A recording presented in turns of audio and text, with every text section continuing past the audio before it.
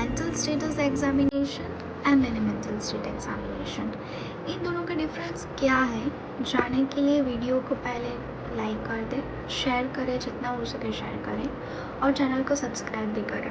So let's start it. तो mental status examination, पहले हम मेंटल स्टेटस एग्जामिनेशन देखेंगे, फिर नेक्स्ट वीडियो में आपको मिनी मेंटल स्टेट एग्जामिनेशन समझाऊंगी। तो मेंटल स्टेटस एग्जामिनेशन क्या है, तो पहले हम आपको पता होना चाहिए फिजिकल एग्जामिनेशन क्या है। Physical examination is the examination of the whole body.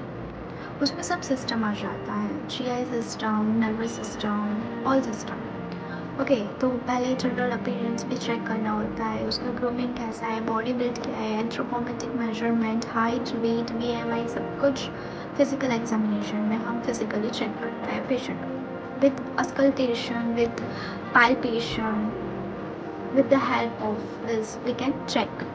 तो फिजिकल एग्जामिनेशन हो गया। तो मेंटल स्टेटस एग्जामिनेशन क्या है, तो mental status examination is the examination is the systematic evaluation of all area of client's mental functioning।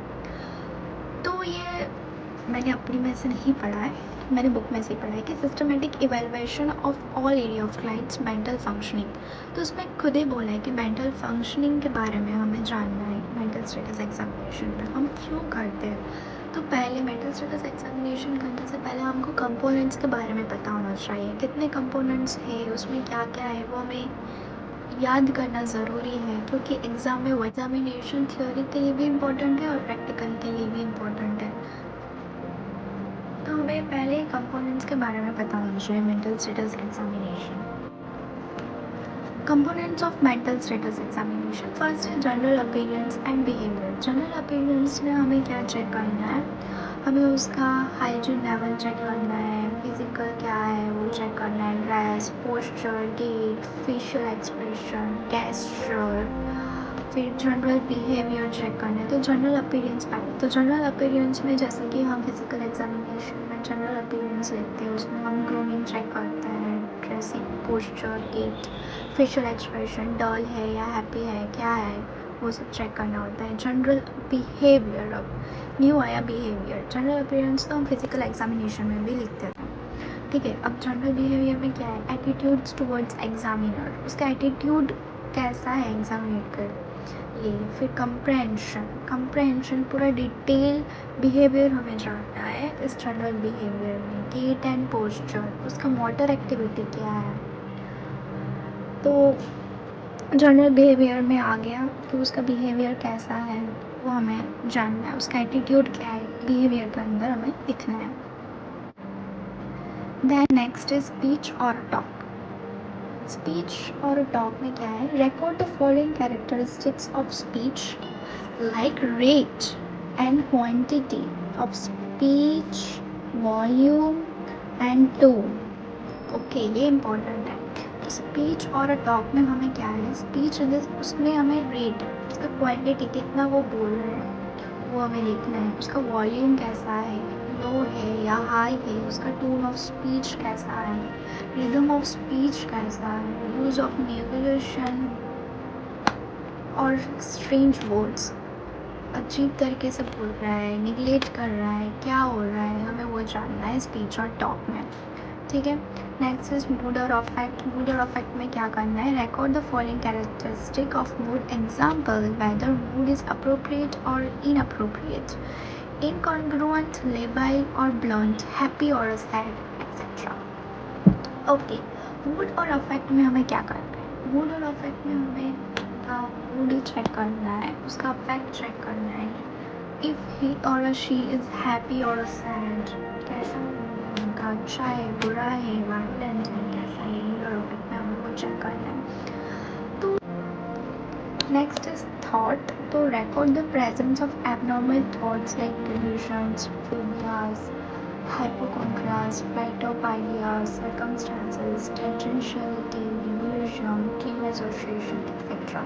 तो thought में हम एबनॉर्मल थॉट्स चेक करना है, जैसे कि डेल्यूशन है, फोबिया किसी चीज़ का फियर है या नहीं, हाइपोकॉन्ड्रियाज, फ्लाइट ऑफ स्पीच, सर्कमस्टेंसेस है या नहीं, हाइपोकॉन्ड्रिया, सब कुछ चेक कर।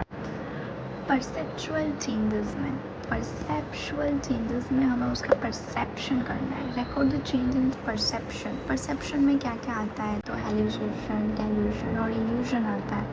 तो प्रेजेंट है कि नहीं वो हमें चेक करना है परसेप्चुअल चेंजेस के अंदर और कुछ नहीं। Then cognition, higher mental functions, ये इंपॉर्टेंट है। So cognition, neuropsychiatric assessment. तो कॉग्निशन में क्या करना है, हमें कॉन्शियसनेस चेक करना है, ओरिएंटेशन, उनको टाइम पूछना है, वो कहाँ पे है, सब कुछ पूछना है। टेंशन, कैसा टेंशन है वो देखना है। इंटेलिजेंट चेक करना है, कंसंट्रेशन कैसा है, अच्छा है या नहीं, दे रहे हैं कंसंट्रेट या नहीं। एब्स्ट्रैक्ट थिंकिंग, थिंकिंग कैसा है, अच्छा है बुरा है, सब चेक करना है। It commonly uses to assess organic psychiatric disorder. हम ऑर्गेनिक साइकेट्रिक डिसऑर्डर के बारे में भी बात करेंगे नेक्स्ट।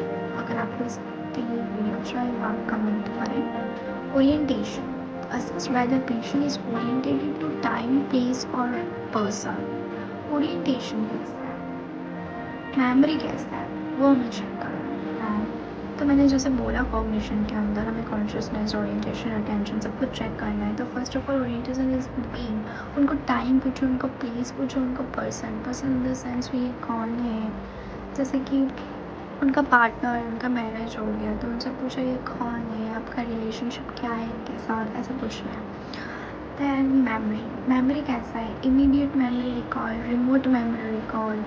इमीडिएट में क्या करना है, ask the patient what he और she taken in breakfast. Immediate मतलब सुबह ही क्या खाया वो पूछना है। फिर remote memory, ask name first school.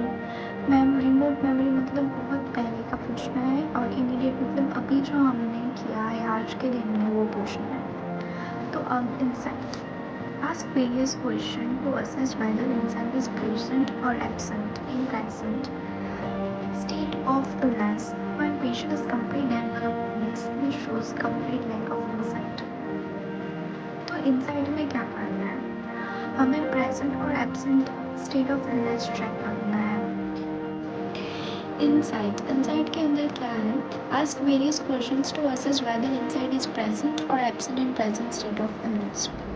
Then when patient has complete denial of illness, this shows complete lack of insight. When patient says that he or she brought to hospital because of his or her mental illness, that means this show full insight is present. तो मतलब हमको various question पूछना है। Insight के अंदर हमें क्या करना है, पेशेंट को वेरियस क्वेश्चन पूछना है, जैसे कि सुबह में आपने ब्रेकफास्ट में क्या खाया, फिर उनको टाइम पूछना है, फिर आप हॉस्पिटल में क्यों आए, आप किस लिए आए हो। तो उन्होंने अगर अच्छे से जवाब दिया कि मैं अपना मेंटल हेल्थ ठीक करने के लिए आई हूँ। Judgment.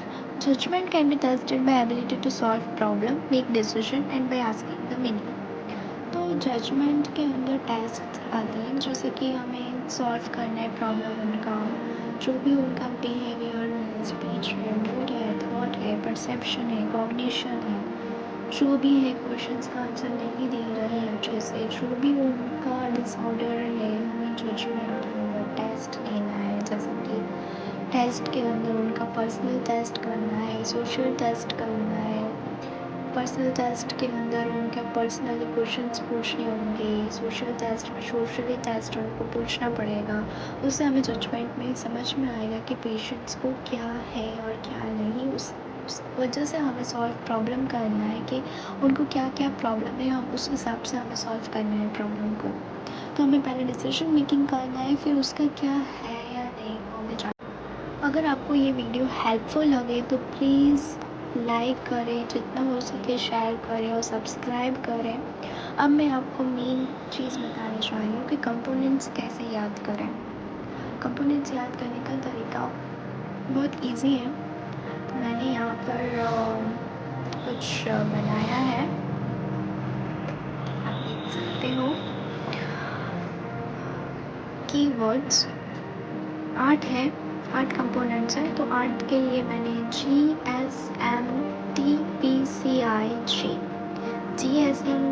GSMT for general appearance and behavior, S for speech or talk, M for mood or affect, T for thought.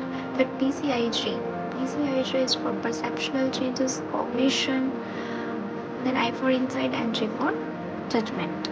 तो अब अगर आपको याद करना है तो आप ऐसा याद कर सकते हो GSMT PCIG. G for general appearance and behavior, S for speech or talk, M for mood or affect, T for thought, P for perceptual changes, I for insight and J for judgment. अगर आपको ये video helpful लगे तो मैंने जैसे आपको बोला है कि लाइक करें, शेयर करें और चैनल को सब्सक्राइब किए बिना मत जाइए. Thank you so much.